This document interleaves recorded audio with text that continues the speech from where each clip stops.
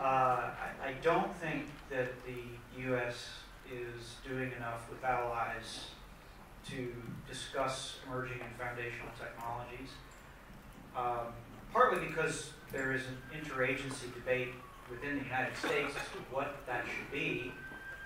I mean, it's somewhat esoteric, but the big debate is, did Congress mean that we should, is that one list, emerging and foundational, or is it two separate lists, emerging and foundational?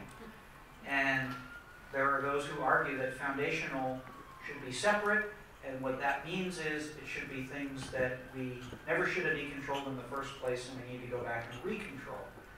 Okay, so I don't know where that debate's going to come out, and so that's part of the reason we haven't discussed it with allies.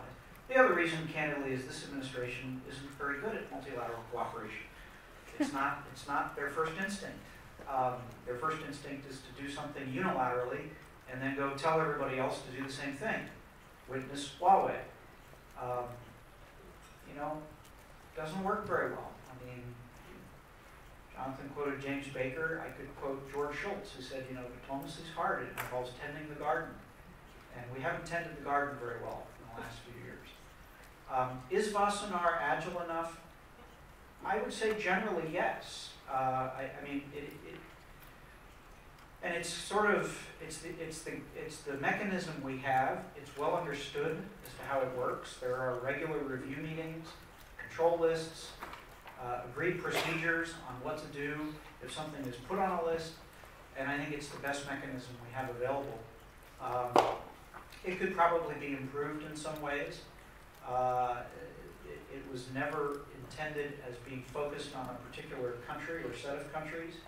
That could probably be changed, but I think the foundation is there, and it could be made more agile. Well, I think at this point we have reached the end of our time. I think, you know, I've learned a lot from this panel. I hope you have too.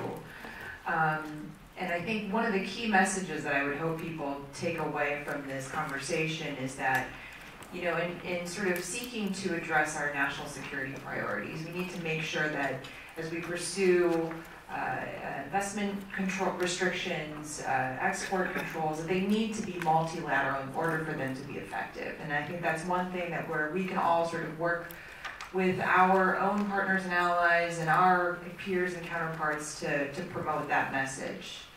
Well, please join me in thanking our panelists for sharing their insights.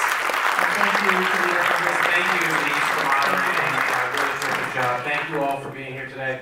Hope you all have a great day, and go Nats.